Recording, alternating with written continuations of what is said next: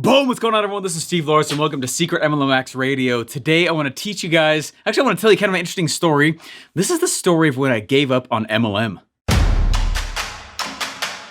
If you're like me, you know MLM is an amazing opportunity to grow a real asset for yourself. But you also see that there's huge issues starting to emerge. Like, why haven't big MLMs let tactics change in over 30 years? Or why have they been cutting commissions smaller and smaller? Or even, how dumb is it that old MLM rules say you'll get in trouble when you use the internet to grow your team? These are some of the blaring questions we all face today. This podcast will show you how real MLMers like us are waging war on the old dying methods. And we aren't cheating by only bugging uninterested family and friends. Follow this podcast while I expose the shocking methods I'm using to build my 10,000 person downline and get people begging to join my team daily. Here's to the new tactics without all those old, rusty MLM shackles. My name is Steve Larson, and welcome to Secret MLM Hacks Radio. Hey guys, I'm very excited for today and this episode. First of all, I just want to give a few shout outs here. I know a lot of you guys are inside the Secret MLM Hacks program, and I've loved having you in there.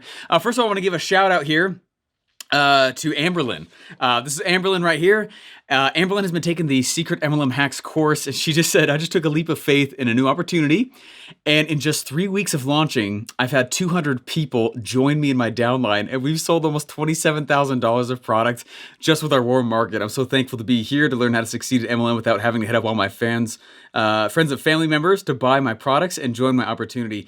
Amberlyn, that is an awesome story. Thank you so much for sharing. I appreciate you reaching out with that, and that has meant the world to us to go see that. Thank you so much, and big shout out to Amberlyn for that.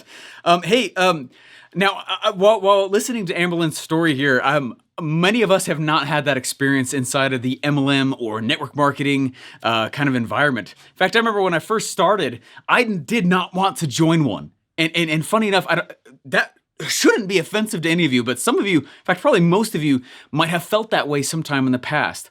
What happened to me was a buddy called. We had just found out that we were expecting our first baby. My wife and I were so excited, and we were pretty broke still, and stuff was challenging. I was in college. She had already graduated, but I was still in school full time, and I really didn't have time to work like a job. So we were living on student loans, and things were tight, like really tight. And I mean, on the outside, looking outside, you'd be like, oh, they're totally fine. But on the inside, what it started doing was started kind of like challenging my sense of manhood, okay? And I was like, I don't know if I can provide. I don't know if I can. Anyway, it was rough on me. And I remember that I started looking for opportunities to make some extra cash. And I started trying businesses and launching stuff. And I was doing all kinds of stuff. And nothing really seemed to be working. It was... I remember I was staying up super late, getting up really early and studying and then doing stuff. I wasn't stuck in learning loops. I was actually trying businesses. I was trying to sell stuff. Nothing was really working. So my buddy, he and I in college, we were super competitive, and his name was Trevor. And Trevor and I were really competitive in college for the first 2 years or whatever, and then he graduated before I did. But Trevor, I remember one day he called and he reached out to me and he goes, dude, hey man, and he and I were trying to do something in real estate at the time. He goes, hey man, I got this guy. He's on the line right now. He's gonna help us make a bunch of money. I don't quite know how it works. You gotta talk to him. Now, those of you guys who've been in MLM or network marketing in any amount of time, you have heard that pitch, right? That's the standard pitch that you're taught by your upline. And I didn't know that. And my perception of what network marketing and MLM at the time was bad, okay? Was bad. And I'm going to talk about that in a moment here because, anyways, I'm just being real about it. Is it okay if I'm open and honest here with you guys? I want you to feel with me what it was like for you when you first heard about the MLM that you're in, okay, or network marketing that you're in, okay? And I want you to walk with me on this journey because this is a big deal to understand. And anyways, my buddy calls me and I didn't know what was going on. I was like, some dude wants to help us make money? Heck yeah, man. Three-way him in. I don't even know what a three-way was or that my phone could do that. And I remember he gets on the phone with me and this guy, great guy, right? Nothing against them, nothing against the fact that this is what happened, but this is what's taught, right? This is like the standard in MLM. And no one get offended yet. Stick with me with me through this, and I promise you guys will like where this is going. I got a nice little treat here for you as we go forward. But anyways, he calls, I answer, And I was like, as soon as he started talking, I was like, why do you want me to pay a little bit of money in order to join this thing? I was like, shouldn't I just be able to do it? And I started fighting him on it. And I was that guy. I was not the friendly guy on the other side of the phone. Okay, I was I was actually a bit of a I wasn't a jerk, but I wasn't like fun to be around either. Okay, and I was like, no, I'm not doing this. Is this one of those MLM pyramid things? That's what I asked him. Oh. And I remember the sinking feeling in my stomach showing and my throat kind of tightened because I felt like my buddy, right? And you know, it's totally fine that he did this, but at the time I was like, you know, I was a little bit peeved, man. I was a little bit mad. All right. I was mad that he did that. And I hung up and I was like, absolutely not. Don't ask me to do that again.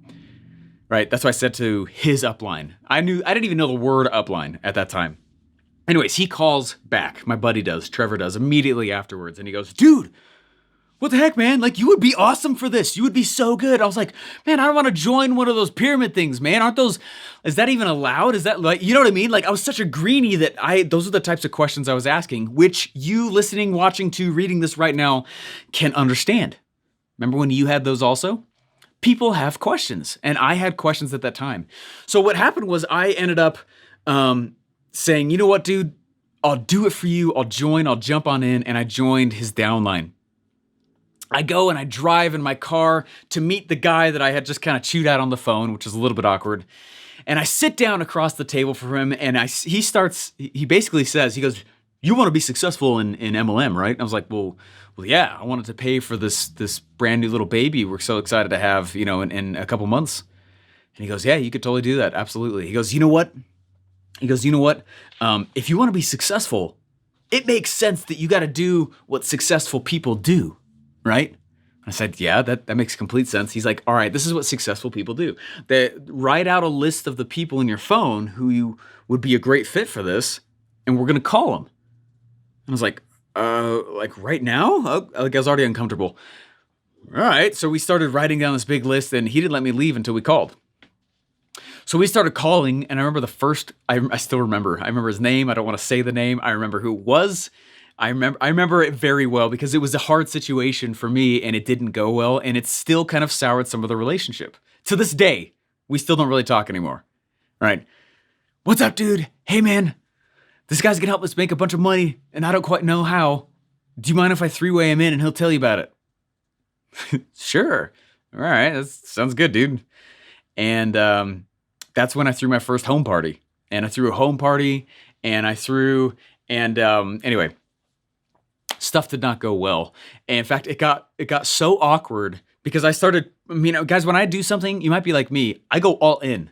So I called everybody in my phone. I reached out to so many people, and I went hard, and people were like, no. And it got really, really awkward. Well, after, I don't know, probably after a few weeks of running really hard at this, and I was attempting to do this. I was going full in, what I thought was full in.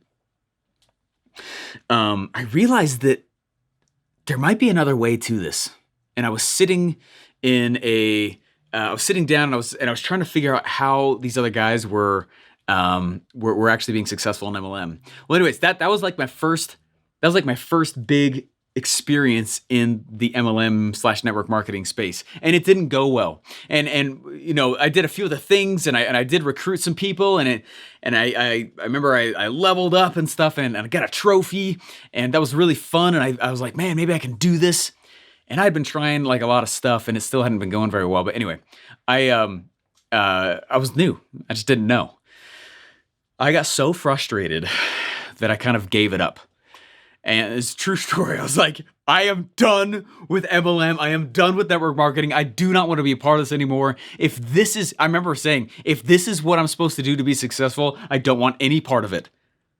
All right. And I know that some of you right now, you watch and listen to me, and you're not part of one for the exact same reason. Fast forward a couple years. I ended up getting hired by the CEO of ClickFunnels and sat side by side with Russell Brunson and built his internet sales funnels. Right? I got a little nerd streak in me, proudly, and I was sitting down next to Russell Brunson, building out his funnels. No idea anyways, someone reached out and it was about an MLM. Well, my previous experience about MLM was not good. And I was like thinking back to the guy I called and all the friends I called and the people who would not ever call me back anymore. That might be why I don't like the phone now, right? I was like, oh man, like it was not a good experience. Anyway, so I'm sitting there next to Russell and someone starts talking about MLM and I scoffed. I flat out was like, huh, dumb business. What? Who wants part of that? I don't. You don't, right? Right? Wait, right? And what I had to not realize is that at the same time, Russell Brunson was at the top of 2 MLMs at the exact same time using funnels. Not in the moment when I was sitting there, but he had been in the past. This massive, heavy network marketer and MLMer. Heavy, right? And he came from that world. Like he was heavily involved in it. And multiple times he was like this massive downline person. I had no idea. And I'm sitting there and I'm making fun of it. And which was not a good feeling. And I remember he knew I had that attitude about it. So we'd be driving down the street, or he'd be like, "Hey man, I was driving down the street, and where I live, there's a massive MLM headquarters. I don't know, probably a couple of miles down the road." He's like, "Dude," and they have a huge, beautiful campus. And I remember he was sitting there and he was looking at me and he was kind of smiling. He's like, "Man, look, you know how huge that building is? That's amazing. We went there last night for kind of a fun festival they were having. Look how big that is. Think about what MLM built," right? And he was kind of like rubbing in it a little bit. And what I had to realize, I don't remember how it totally happened, but I realized there was this moment where I realized that the reason that he was okay with it was because he was playing the game differently than I had been taught. That was the only difference. I was bad-mouthing the overall vehicle of MLM. And he wasn't doing that. He was saying, no, fantastic vehicle, but what you were taught, terrible strategy, right? Awful strategy, not amazing. And I was sitting there and I started thinking like, dang, man, like if that's the case, if that's how this is played, like what if I tried this again? And I started building recruiting funnels. I was his funnel builder, pretty good at building funnels. And I decided to start putting up some recruiting funnels. And I started learning how to attract other people who are already interested in joining MLM. All I realized is that I didn't have a strong enough filter on who I was trying to get into my downline. That was the big secret. And I hope as you're sitting here, you realized, oh my gosh, if I have any kind of negativity around network marketing or affiliate marketing, or MLM, if I have any kind of negativity around that, maybe it's the driver's fault, right? Just speaking a little truth here. Maybe it's how I've been driving. Maybe I'm in the wrong car, but I'm on the right highway. You know what I mean? And you got to start thinking like, oh, wait a second. There are millions of people out there who want to be an MLM, who don't ask dumb questions like, is this a pyramid scheme? Who don't require you to babysit them 24/7 in order to do anything. You know what I'm talking about. If you've recruited anyone ever, you know what I'm talking about, right? There are millions of people out there who are begging to find another cool opportunity because they made their last one work and now they're just looking for another downline they can start building out. Okay? This is super common. And what I did not understand is that who I'm going after is the big key. Who? So I am the most strict. It is the first step on everything I create here. And guys, I want to teach you something real fast. This actually comes from Jay Abraham. If you guys know Jay Abraham, he's a beast. You guys like my pictures I'm printing out?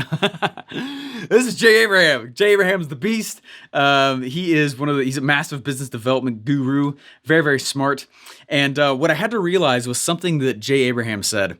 Number one, I need to get better at the who. Right? Who am I trying to attract? Who? And when I started realizing that, the whole game started changing and I started recruiting. Like compared to how I treated MLM back then, like versus now, I've passed, I think over 2,200 people asking to join my downline, people that I've never met. Okay. I don't let them all in either. I vet them. Right. And I get to choose who I work with. And I have these machines that are out there auto bringing people in. And what we're doing here is a mini series teaching you how I'm doing that and what those things are. And I'm really excited for you guys to learn more about this stuff. So number one, the biggest lesson I want you to take from this first episode here, and then you got to promise me you're going to do something for me, okay? Number one, get more strict, get more clear on the who that you want to work with, the who that you want to sell your products to, the who that you want inside your downline.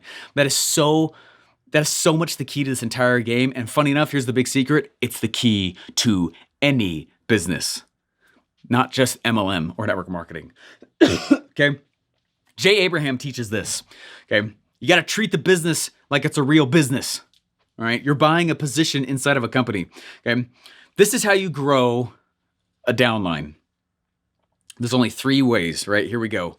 Number one, you can increase the number of clients, meaning get more new prospects paying you, right? So number one, you can get more customers, get more people. That makes sense, right? I was like, oh, well, I could go find more people to sell my products to. I could find more people to, join my downlines, right? Here's the second way. The second way is to increase the average transaction. So literally increase the amount of money that they spend with you. You could go to those people who are in your downline and go and help them know that hey, did you know there's this promo or that promo? Are you on Smart or Auto Ship or whatever your company calls it? Why don't you add this product in? I actually just did that about a month ago and put more stuff on it because I was like, man, I didn't know we had these other cool things too. Okay. Right. So the first one, get more customers. Second one, increase the amount they're spending. Or number 3, increase the frequency that they buy. So instead of every month, maybe now they buy every 3 weeks, every 2 weeks, or maybe you drop in your own, anyways.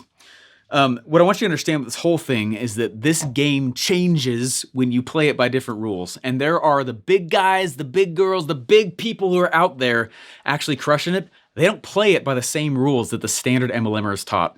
Okay, they treat it like an actual business, a business that needs a clear who, a business that needs a lead machine, a business that needs to figure out how to increase customers, increase how much they're spending, and increase the frequency that they actually spend as well. That is any business's chore, not just if you're outside of MLM. There's no difference. This is a business, treat it like one, and it'll turn into an asset for you.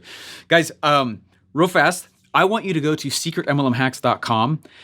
We are going to do a big live webinar. In the past, it's kind of been more of an automated presentation, but we're going to do a live webinar, and I want you guys to join me on that. All the details are there for you. Go to secretmlmhacks.com. And excited to have you guys come and join that. We're going to do a big webinar with you guys here live with me, with you. And I want to show you more of the stories of the people we've been able to impact. The next one I want to share with you, though, actually, speaking of, this is Kelly. Everyone say hi to Kelly. Hi, Kelly. Okay, Kelly, I took a picture, printed out. Hopefully that's all right as well. Kelly reached out and she had a pretty crazy cool experience with the program that we want to share with you guys because we are playing MLM by different rules. We're playing MLM. It's a different game and it's different than anyone honestly knows about. Okay, it's very, very powerful. And it's not that it's new. Most people just don't know it though. Okay, it's not new, it's just not known. And I want you to know that, okay? Kelly said, through this process, I found my direction and I found myself. I found what I wanted to do, and this is it. I'm in it to win it. I see it, I feel it, and it's working. I now have a plan and know what I want. I don't have to feel like a salesy weirdo anymore when building my business. And even if you guys ever felt like that, that's exactly what I felt like the first times that I was going out and trying to actually sell the MLM products, okay? I felt like a salesy weirdo. And it's something that I want to share with everybody. Okay? And that's part of the thing that I've loved most about doing this and selling the Secret MLM Max program and having students in there and having you guys be part of it, is that if you go in there and you decide to treat this like a business, not a side hobby, right? I mean, it can still be your back-end business, but treat it like a business. A business has needs. It needs cash flow and it needs leads, right? A business needs cash flow and it needs leads. Those are the two things. And if you learn how to do that like you will in any business or any company ever, guys, the world is yours. Most network marketers, most MLMers don't know this stuff and they're being taught. It's not that it's wrong. It's just kind of awkward in today's world to walk around and talk to all your friends and family about this thing. I'm not saying, I always get a crowd who gets butthurt about that statement. If they're interested, then heck yeah, why wouldn't you talk to them and sell them on it? Okay, but if they're not, don't, right? It's annoying. I've had people, well, if the opportunity's that good, I owe it to them to go talk to them about it. Okay, then you make the judgment call yourself, but when you run out of leads and your warm market dries up, your business will die. unless you can find a sustainable lead source. How many people have asked to join your downline while this video has been going, while you've been listening to this episode? How many people have asked to find out, have come to you, people you've never met, and said, tell me more about your opportunity? If the answer is zero, that is why Secret MLM Hacks exists, and that is what we teach people how to do. They turn real lead machines, okay? Go to secretmlmhacks.com. This is a mini-series we're doing called Modern MLM. This is part 1 of 4. Very excited for the next 3 parts as well. I want to dive into a little bit more of the little nitty-gritties that actually make this game work. Thank you so much. Appreciate you guys being a part of the show. Really enjoyed having you be here. Go to secretmlmhacks.com and watch that presentation. And then also on that page is an option for you to go and check it out live. We're going to do it live on December 10th. If you're seeing it after the fact, you can still go there and check that stuff out as well. But that stuff's going to be there for you, and we're very, very pumped to have you guys on that. I want to share with you guys some things that I've never actually shared in that presentation before, and it's a unique thing. So anyways, guys, remember, only 3 ways to grow. It's the same 3 ways as any company. This is no different. Don't treat it different. If you think it's different, I'm different. My MLM, it's business. And you need leads and you need cash flow. Learn how to do it, build systems that do it automatically for you, and watch this turn into an actual asset. Thank you so much for being here. Go to secretmlmhacks.com, and we'll see you guys on the next episode.